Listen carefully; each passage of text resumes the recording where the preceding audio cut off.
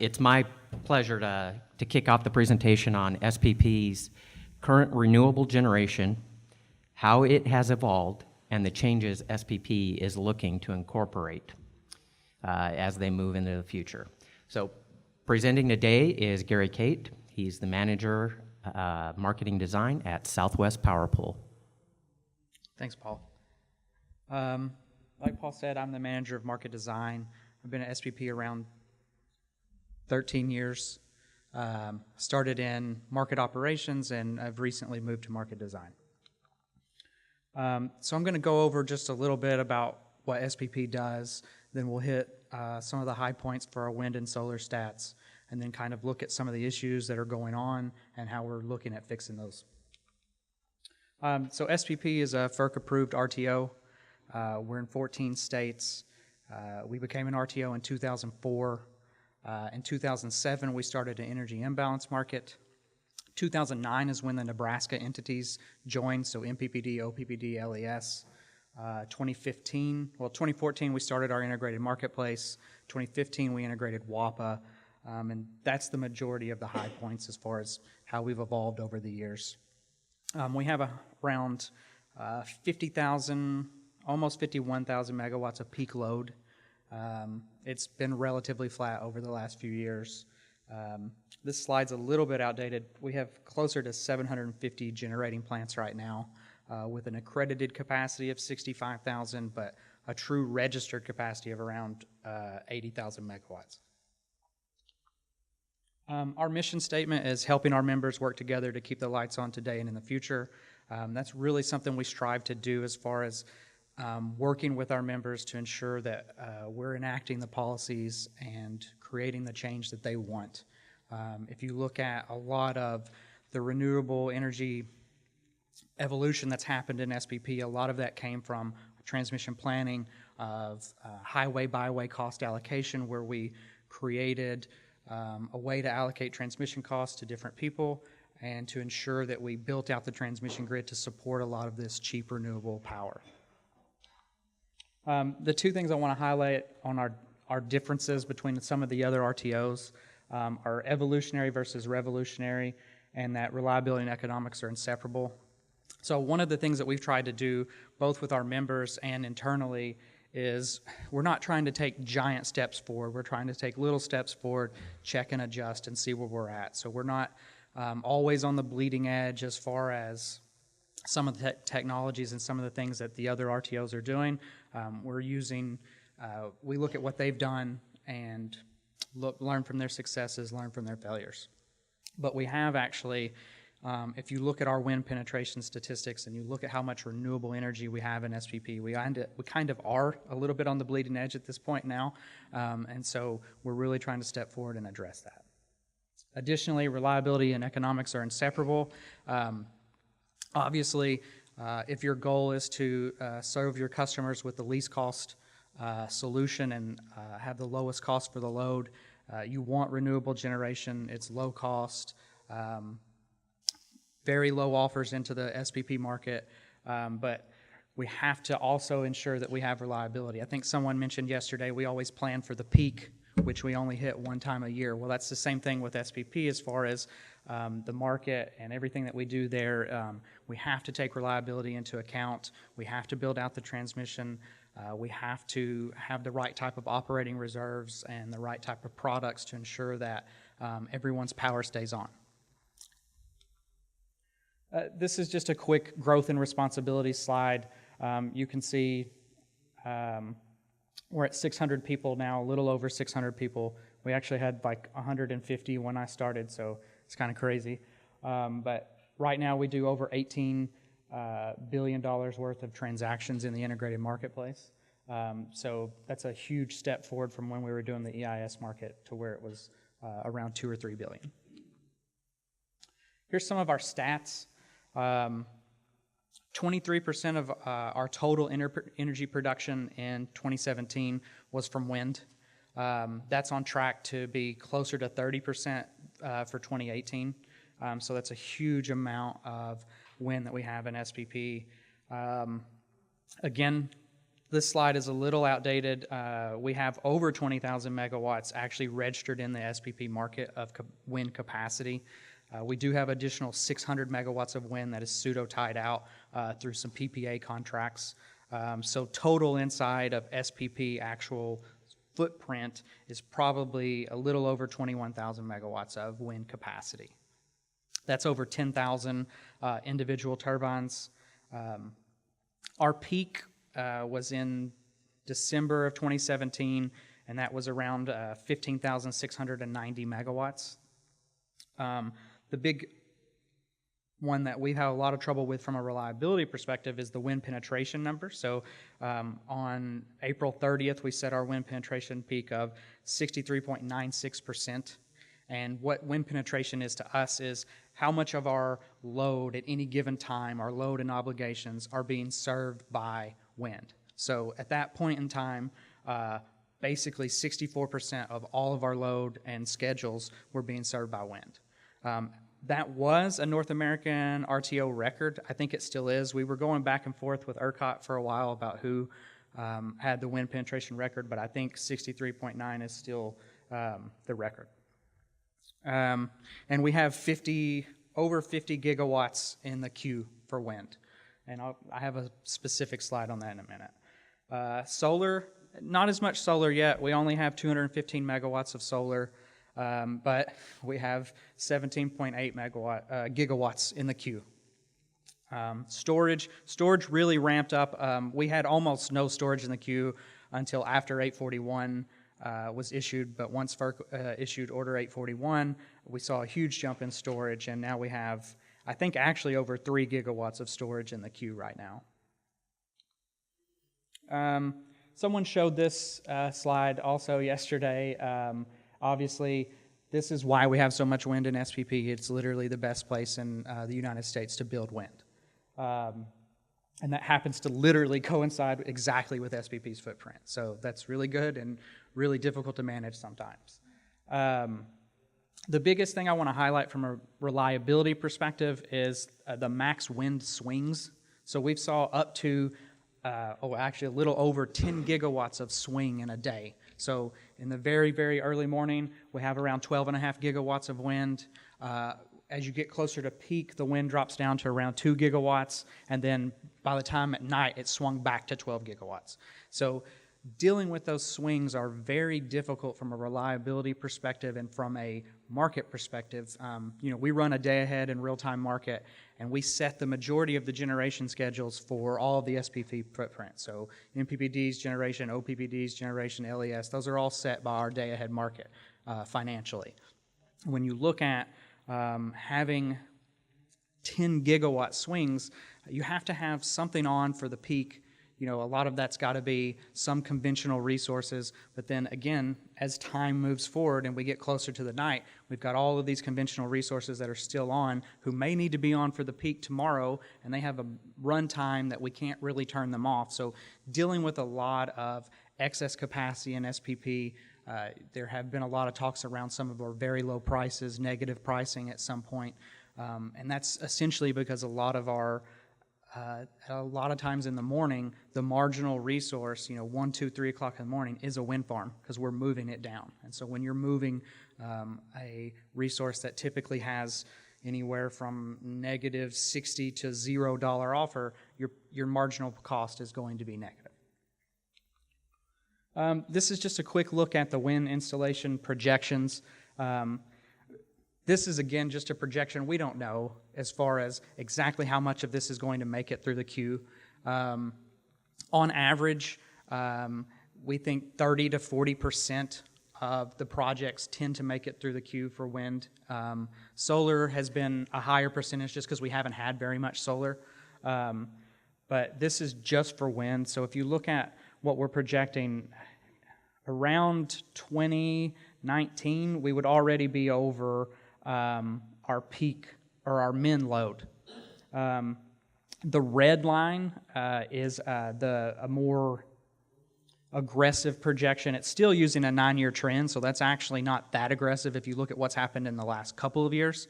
The yellow line, is it yellow? Yeah, I think it's yellow, is a little bit less aggressive that's using a future 17-year trend. But either way, we're going to get more than we have today. If you look at, we have 50 in the queue, and even conservatively you do a 30%, that's still 15 more gigawatts over the next 5 to 10 years. One of the things that we have to deal with is wind forecasts. So when you have a large portion of your footprint that is now forecastable from a generation perspective, which is really sort of a paradigm shift in general as far as typically you forecast your load, you schedule your generation. And I think in the 5, 10, 15, 20 years out, we may look at where we're scheduling load and forecasting all of our generation. So wind forecast is very important for us. If you look at where we're at here, our short-term forecast, which is 10 minutes out, that's basically a persistence forecast. We're not actually forecasting. We're just assuming that the wind is going to do in 10 minutes what it's currently doing now. For the last 3 years, that has been the most accurate for a short-term forecast. But we've actually started to, as we've made some forecasting improvements, that's actually started to change to where our forecast is getting good enough that even 10 minutes out, we could actually start using the wind forecast instead of persistence. Our midterm wind forecast, which is around 4 hours out, that is hovering around 4%. And then you have our day-ahead forecast, which hovers around 6%. While we have made some strides and we continue to work with our vendors, I want to stress that these are averages, right? So on average, we're off 1% or 4% or 6%, but we obviously have days where we're off a lot more than that. We have missed the wind forecast by up to 30 to 40 to 50%. We've had days where we've missed it by 5, 6, 7,000 megawatts. And that creates a real problem, and that is, again, talking about planning for the peak, we have to take into account that with all of this forecastable generation, that we may be off by that much. Now, again, you don't want to always assume that you're going to be off by 7,000 megawatts, but it has happened. So as we move forward, a lot of the products and things we're going to look at and talk about here are based around the idea that we may miss the forecast by a decent amount. So that's essentially what I'm talking about here is we do have concerns with resource intermittency. In real time, we see a lot of very quick drops, and renewable resources tend to move both on purpose and just because the wind died off or there was cloud cover for the solar. They move much quicker than most of our conventional resources. So keeping that in balance becomes one of our challenges because you have very fast-moving wind, very fast-moving solar, and then you're trying to make that up with slower-moving coal. You have fast-moving gas, but most of the gas still doesn't move at the rate at which wind does. So to replace the drop of one wind farm, we're maybe moving 3 or 4 conventional resources to keep up with the ramp. Additionally, the other piece that we see, and this is sort of a market phenomenon that's happened lately, is we're running out of our quick start units. So typically what we would do to address these discrepancies in our forecast, whether it's wind or load, is we would have some quick start units around. We'd turn those on, let's say we get to the peak and we're short a couple thousand megawatts, then we would turn those quick start units on. But what we've seen with gas prices staying very low, the day-ahead market is picking up those quick start units because typically the quick start units, they have a shorter min run time. They don't have to be on as long as some of these longer combined cycles or maybe even coal. So when you have a couple hours that you need a unit, it makes more sense from a purely economic perspective to, hey, let's grab this quick start unit. He's only got to be on for 2 hours. I incur his startup cost, his no load, and we're good. And so that's happening in the day ahead market, which leaves us where, again, all of our commitments, all of our forecasts are assuming that those are right. So we make this commitment, we assume we're going to have 40,000 megawatts of load, everything is working fine, and it turns out that we have 41,000 megawatts of load. So then you have to do these additional commitments. Well, one of our philosophies is we try to wait to make commitments until we're certain that it's going to be an issue. I don't want to, at the very start of the day, look out and say, hey, we're going to be off by 100 megawatts. I better commit a 100 megawatt unit 18 hours in advance. It doesn't make sense because probably that forecast is just off and we're going to move closer, and there may be other ways to solve that problem. So we run into these situations where quick starts are the only thing that can solve our problem, but we don't have any quick starts. So I just wanted to give an example of that on May 31st. I've given this talk a couple of times on this specific example, and I'll never make it clear enough. Everything was fine operationally, so we didn't actually have any issues. Load was served, no capacity problems occurred. Actually, prices were fairly consistent. There weren't any actual issues. It's just that we recognized after going back and looking at this scenario that had anything else happened, we might have been in a very bad spot. So we had a hot weather alert. The load, I think we ended up under forecasting load by around 1,000 megawatts, which honestly, again, that's on 50,000, that's like 2%, right? So that's not terrible. But we do typically have a better forecast than that. Our average midterm load forecast for 24 hours out is typically about 1%, but that day we missed it by about 2%. Our wind came in under forecast by around 1,200 megawatts. So double bad, right? We under forecasted the load and over forecasted the wind. So that's really 2,000 to 3,000 megawatts that were off. Day ahead market had committed a lot of our economic quick start units. And throughout the day, the operators were slowly taking action to correct that, but the majority of the time they're using these quicker starting units. And what we noticed is that, okay, one, we have too much reliance on quick starts, and there was a higher load. Let me go to this. So here you can see us missing the wind forecast there. Blue is the wind forecast, and red is what actually came in.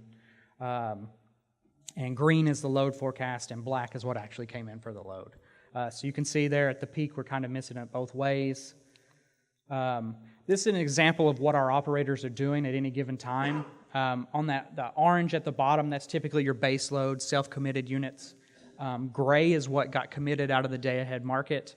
And then all those other little colors, also the light blue is wind. And you can see, honestly, on a day like this, if we had 5,000 to 6,000 megawatts of wind, it probably wouldn't have even been a problem, right? It's not just that we missed the forecast, it's that we didn't have much wind on this day anyway. So a lot of that lack of wind is made up by those quicker starting gas units.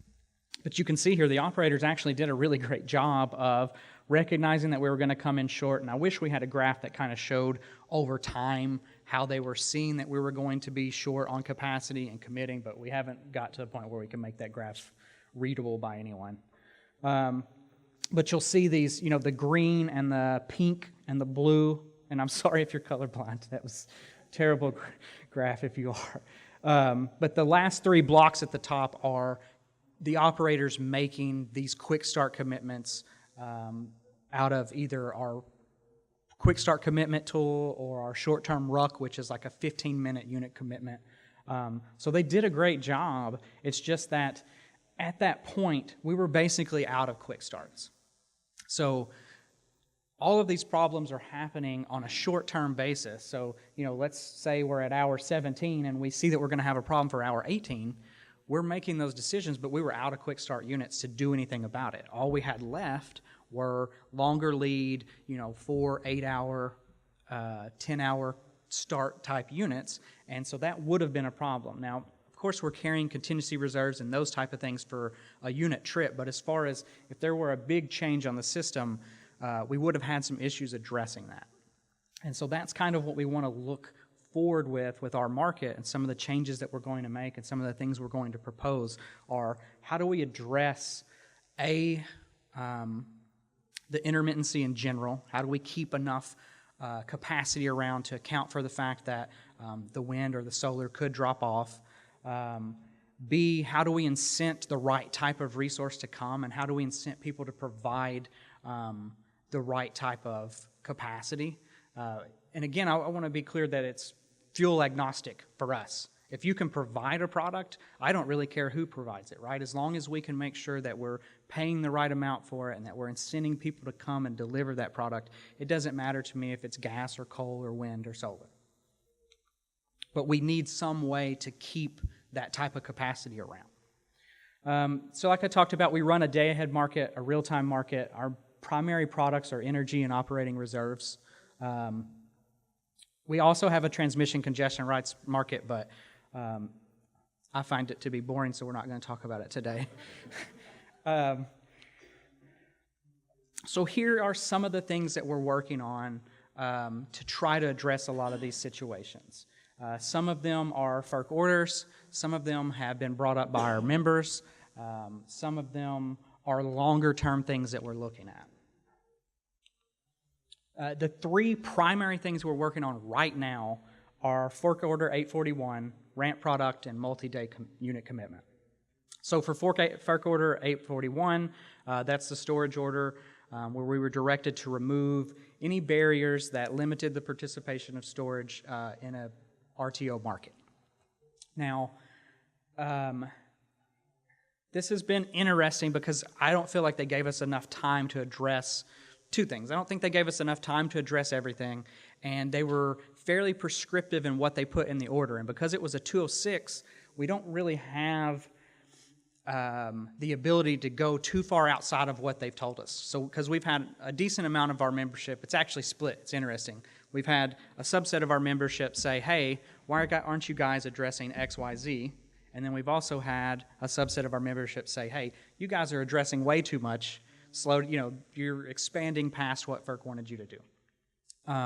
So we have, in my opinion, a fairly tight prescriptive order. So one of the things that I think will be coming that's not addressed in the order is co-location. So I think co-location is big, especially when you're talking about a lot of this wind and we talk about congestion and building transmission. Co-location of storage and wind, or storage and batteries, or storage and solar, or really storage in anything, I think needs to be addressed, but that's not going to be addressed in our order. So essentially what we've addressed in the order is we're allowing batteries to come, or any storage. It is, again, technology agnostic there as well. There was a certain set of parameters that we needed to bring into our market, charge state, state of charge, charge min and max, charge limits, how long can you stay at a certain charge. There's a whole subset of parameters that we felt needed to be added to the market and that FERC asked that we add. So we've added those. We're going to allow essentially 3 separate types of operation.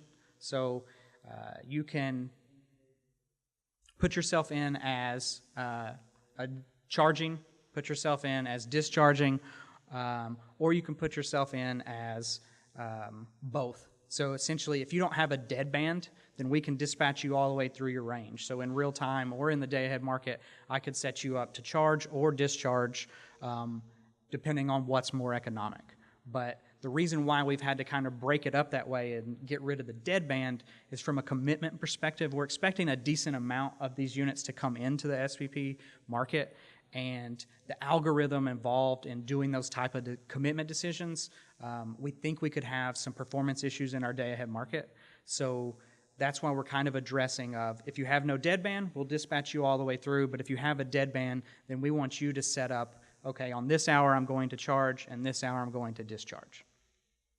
And as this actually, we have until December of this year to file, and it has to be completed by December of 2019. We actually approved at our MOPSI yesterday the changes to move forward. So this will be going to the board in January, and we hope that we'll have board approval in January, and it's going to FERC in December. The next one I want to talk about is a ramp product. So we talked about these short-term variations of wind power. So the wind goes up or the wind goes down. We're a little bit off forecast. There's multiple reasons why it's difficult to address this fast-moving wind and address that with some of these slower-moving conventional units. So what a ramp product does is it allows us to hold back some of that ramp. So we know that on average, we may be missing our obligation by, let's say, 1,000 megawatts in the up direction or maybe 1,000 megawatts in the down direction.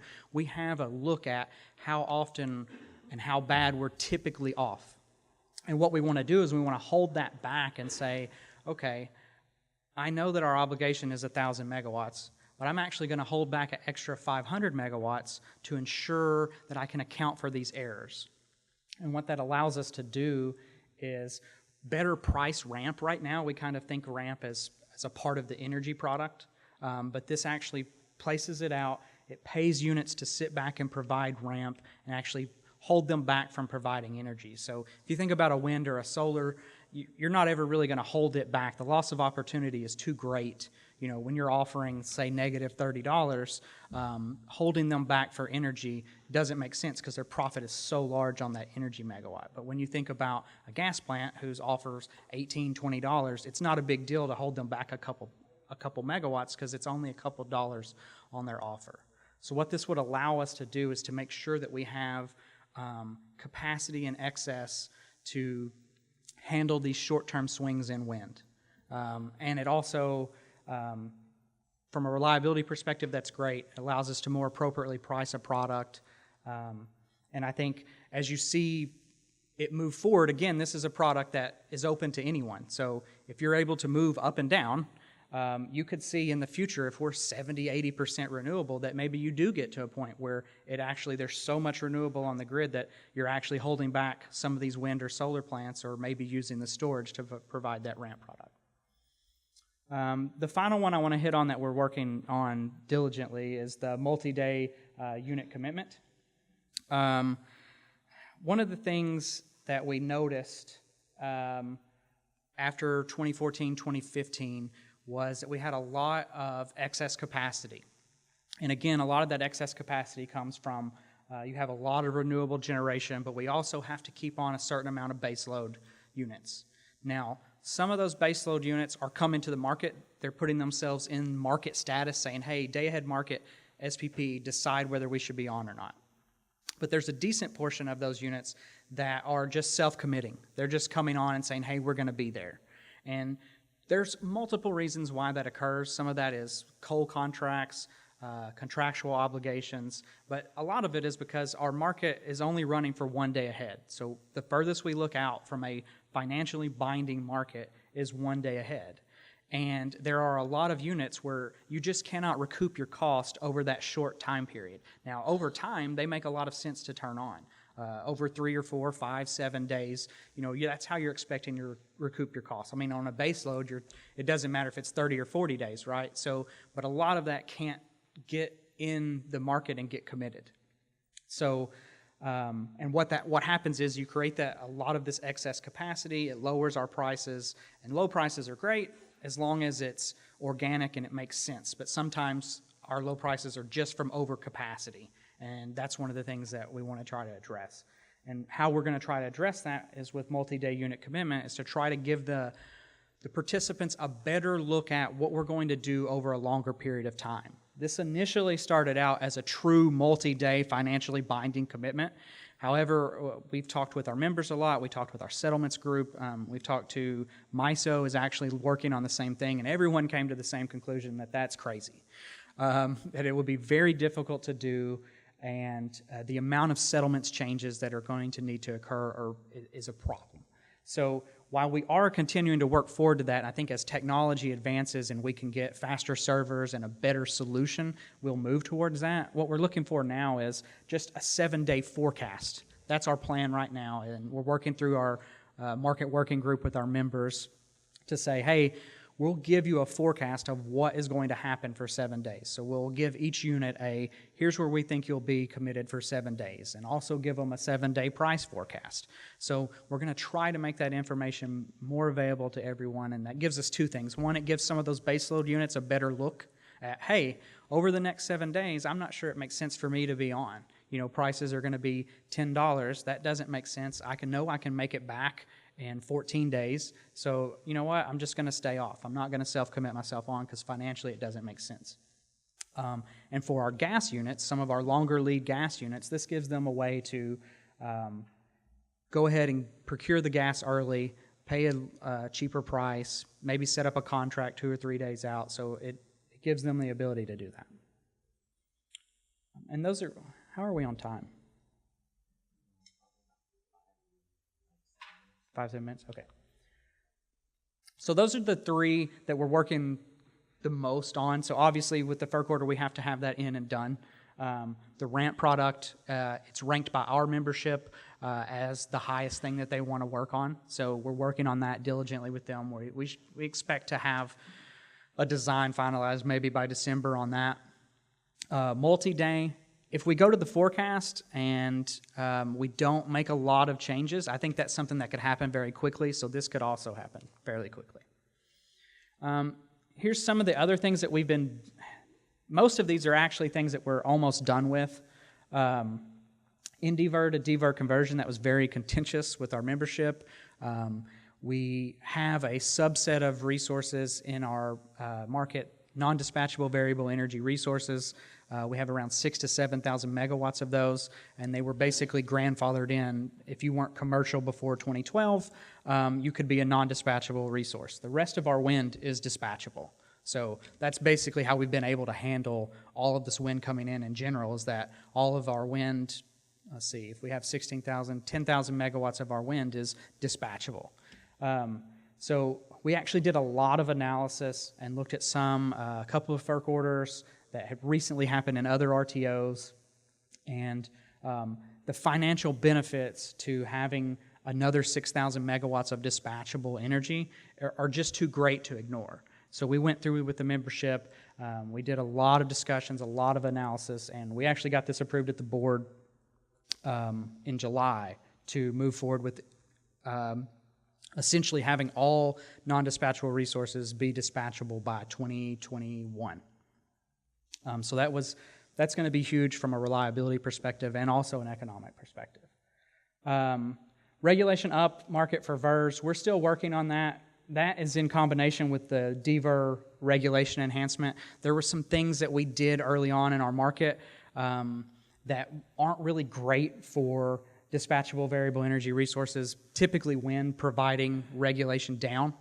And we've subsequently made enhancements to help that out. So wind is really good at actually providing regulation. That was one of the surprises for us. We probably should have known, but it surprised us how well some of the wind farms can provide regulation. Now, again, the loss of opportunity is really large right now because of the low offers and the current fuel mix, but we've done some enhancement, and we actually do have 3 or 4 of our wind units that provide regulation in the SPP market.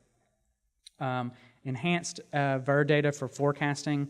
That's one of the ones, if we went back to the forecasting slide where you've seen these improvements, a lot of the things that we have done are just mainly working from the vendor, getting enhanced icing forecast. That was a big problem early on for us, was icing, particularly in this area.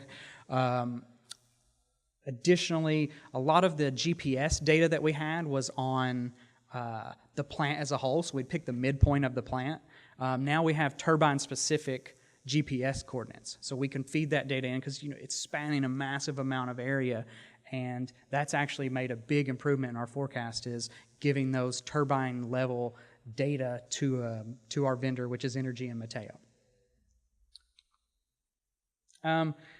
I'll just quickly hit on these two that are longer-term things, but that we're continuing to look at.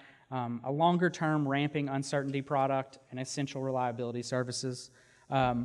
Just like the short-term ramp product that we're talking about, where we have these short-term problems, if you get to a point where 60 to 70% of your generation is renewable and has that same forecasting problem we have, I mean, even if you look at, a lot of people say, well, why haven't you just got your forecast better? And we have gotten our forecast better, but every time we get a percentage point on our forecast, we add another 1,000 megawatts of wind. So even as our forecast gets better, the magnitude of our forecast error continues to increase because we just keep getting more and more forecastable resources.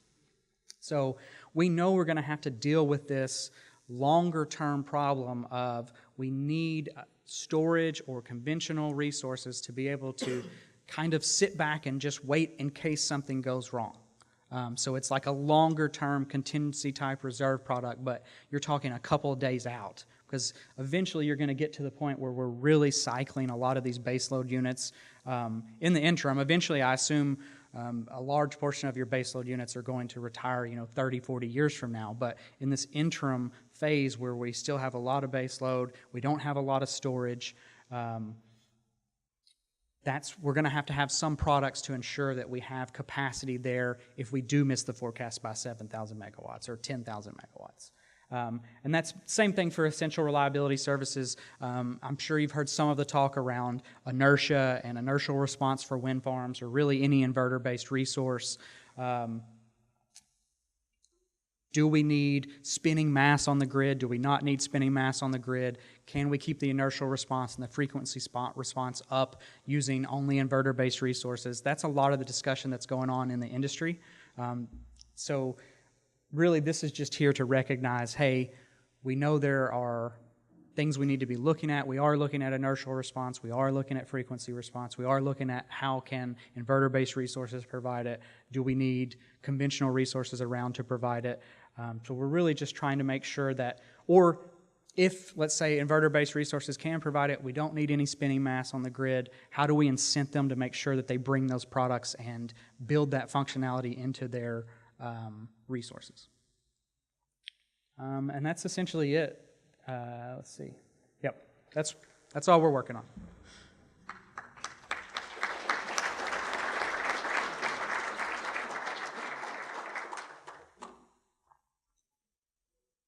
Okay, so to keep everything on schedule, I think we have about 5 minutes for questions. When you said you're going to move forward to have all dispatchable resources, or non-dispatchable resources, be dispatchable by 2021, and you're talking about using wind, does that mean primarily you're using wind to regulate downward, or could you explain that a little bit? Sure, and there are a couple of provisions where, if it's run-of-the-river hydro, or, maybe it's a Type 1 turbine, where we're expecting that some of these people aren't going to get converted or are going to retire, one or the other, right? So if you're a Type 1, you're either going to repower or, go away. So we do expect a lot of that to happen. But what we use the dispatchable, so right now, like I said, we have around 6,000 megawatts of non-dispatchable wind, and we have around 11,000 megawatts of dispatchable wind. Define dispatchable wind, though. Oh, yes, sir. We actually require all of them to respond to our 5-minute dispatch signals. So now the majority of the time, again, because they're low-cost resources, they're not dispatched down. But when we see congestion on the system, so maybe there's an outage and now you're creating congestion, we'll send them a signal that says, hey, we need you to go below where you're at. So typically, our dispatch is just an echo of what they're doing. Because as again, I said that persistence forecasting has in real time been the most accurate. So if a wind farm's at 100, in our real-time market, we just assume he's going to be at 100 the next 10 minutes, and that's his dispatch. But when there is congestion and we see this price separation, we'll tell him, nope, you don't need to be at 100, you need to be at 85. And just send him a signal, he moves down. And again, wind is very good at following those dispatch signals. As long as the wind is there, and that's why I think in the future you will see a lot of them being very good at regulation and those type of things, because it's both basically electronically controlled. So we'll dispatch them down. Once the congestion is relieved or the prices make sense, then we'll just send them a signal that says, hey, you can come back up. Now, we send that at a controlled rate. One of the differences between our logic and, like, say, MISO's logic is that MISO is just full release. What we do is we say, okay, you can come up, but come up slowly. That way we don't move the grid in massive amounts one way or the other. Welcome. Anybody else? What is a typical wind farm commitment? Your obligation commitment? Like percentage-wise, day to day?